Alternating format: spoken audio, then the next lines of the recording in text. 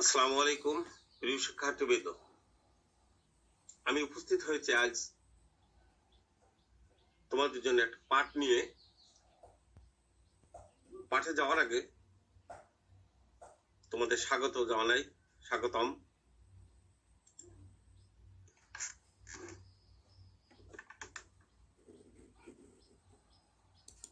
প্রিয় শিক্ষার্থীবৃন্দ, আমি এবার আমার পরিচয় দিয়ে আমরা পাঠে ফিরে যাব। শিক্ষক পরিচিতি: আমি এস.এম. রমজান আলী, সহকারী শিক্ষক, কেজিবিজি সম্মিলিত বালিকা মাধ্যমিক বিদ্যালয়, দাকব, খুলনা। প্রিয় শিক্ষার্থীবৃন্দ, এবার আমরা দেখে নেব আজকের পাঠ পরিচিতি। বিষয় ইসলাম ও নৈতিক শিক্ষা, অষ্টম শ্রেণী, প্রথম অধ্যায়, আকাইদ, অংশের পাঠ 7, শাফাত। প্রিয় শিক্ষার্থীবৃন্দ, আজ পাঠ শেষে তোমরা যা জানতে পারবে বা শিখতে পারবে তার শিখন ফল। শাফাতের পরিচয় বর্ণনা করতে পারবে, শাফাতের তাৎপর্য বিশ্লেষণ করতে পারবে। প্রিয় শিক্ষার্থীবৃন্দ, এবার আমরা দেখে নেব শাফাত কি সে সম্পর্কে। শাফাত শব্দের অর্থ সুপারিশ করা, অনুরোধ করা ইত্যাদি। পরিভাষায়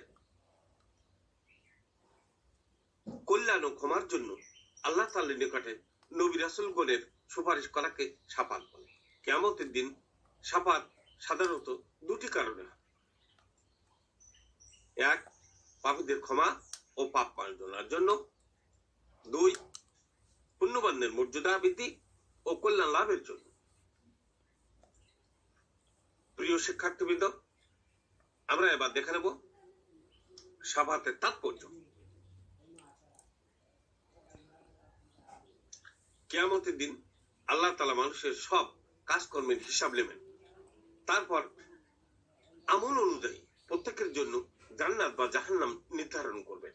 এ সময় পুণ্যবানগণ জান্নাত লাভ ও পাপীরা জাহান্নাম ভোগ করবে। নবী, রাসূল ও পুণ্যবান বান্দাগণ এ সময় আল্লাহর দরবারে শাফাত করবেন, ফলে অনেক পাপীকে মাফ করা হবে।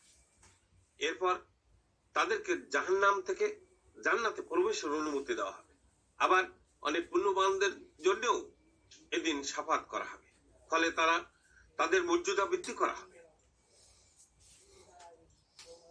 শাফাত সাধারণত 2 প্রকার: 1, শাফাতে কুবরা; 2, শাফাতে সুগরা। প্রিয় শিক্ষার্থীবৃন্দ, এবার আমরা দেখে নেব শাফাতে কুবরার সম্পর্কে। শাফাতে কুবরা কি সে সম্পর্কে আমরা জানব। শাফাতে কুবরা: কিয়ামতের দিন সকল মানুষকে এক বিশাল ময়দানে সমবেত করা হবে। সেদিন সূর্য খুব নিকটবর্তী হবে, মানুষ আশাহীন দুঃখ কষ্টে নিপতিত থাকবে। এ সময় তারা হযরত আদম আলাইহিস সালাম, হযরত নূহ আলাইহিস সালাম, হযরত ইব্রাহিম আলাইহিস সালাম, হযরত মূসা আলাইহিস সালাম ও হযরত ঈসা আলাইহিস সালামের নিকট উপস্থিত হয়ে হিসাব নিকাশ শুরু করার জন্য আল্লাহর নিকট শাফাত করতে অনুরোধ করবে। তারা সকালে অপারগতা প্রকাশ করবে। এ সময় সকল মানুষ মহানবী সাল্লাল্লাহু আলাইহি সাল্লামের নিকটে উপস্থিত হবে। তখন মহানবী সাল্লাল্লাহু আলাইহি সাল্লাম আল্লাহ তাআলার নিকটে সুপারিশ করবে, অথবা আল্লাহ তাআলা হিসাব নিকাশ শুরু করবেন। এই শাফাতকে বলা হয় শাফাতে কুবরা। একে শাফাতে উজমাও অর্থাৎ সর্বশ্রেষ্ঠ শাফাত বলা হয়। এরূপ শাফাতের অধিকার একমাত্র হযরত মুহাম্মদ সাল্লাল্লাহু আলাইহি সাল্লামের থাকবে। এছাড়া নবী করিম সাল্লাল্লাহু আলাইহি সাল্লাম জান্নাতে প্রবেশের অনুমতি দেওয়ার জন্য আল্লাহ তাআলার নিকটে সুপারিশ করবেন। এরপরই কেবল জান্নাতীগণ জান্নাতে প্রবেশ করতে পারবে। প্রিয় শিক্ষার্থী, আমরা আবার দেখে নেব শাফাতে সুগরা। শাফাতে সুগরা: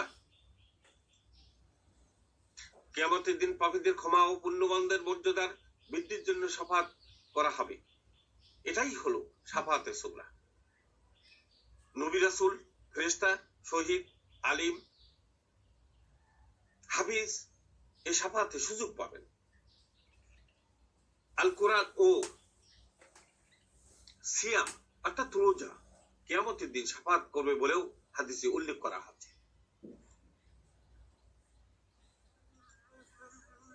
যে সকল বিষয়ে সাফাতে সুগরা করা হবে তা আমরা এবার দেখে নেব। তিনটি কারণে তিনটি বিষয়ে সাফাতে সুগরা করা হবে। এক, যেসব মুমিন পাপের কারণে জাহান্নামের যোগ্য উপযুক্ত তাদেরও সাফাত করে জান্নাত দেওয়ার জন্য সাফাত। দুই, যেসব মুমিন পাপের কারণে জাহান্নামে প্রবেশ করবে তাদের জাহান্নামের শাস্তি থেকে মুক্তি দেওয়ার জন্য সাফাত। তিন, জান্নাতীগণের মর্যাদা বৃদ্ধি করার জন্য সাফাত। প্রিয় শিক্ষার্থীবৃন্দ, আমরা সাফাতে বিশ্বাস স্থাপন করব, আল্লাহকে ভালোবাসব, রাসূল সাল্লাল্লাহু আলাইহি সাল্লামের আদর্শ অনুযায়ী চলব, ফলে পরকালে প্রিয় নবী সাল্লাল্লাহু আলাইহি সাল্লামের সাফাত লাভ করে জান্নাতে যাব। কিয়ামতের দিন নবী রাসূল ও নেককার বান্দাগণ আল্লাহর নিকটে সুপারিশ করবেন।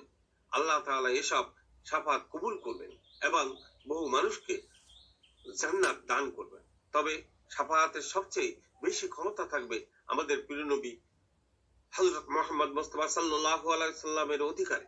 তিনি নিজেই বলেছেন, উতিতু আশ-শাফাআত, অর্থ আমাকে সাফাত করার অধিকার দেওয়া হয়েছে। সহিহ বুখারী ও সহিহ মুসলিম। অন্য একটি হাদিসে রাসূল সাল্লাল্লাহু আলাইহি সাল্লাম বলেছেন, পৃথিবীতে যত ইট ও পাথর আছে আমি তার চেয়েও বেশি লোকের জন্য কিয়ামতের দিন সাফাত করব। মুসনাদে আহমদ।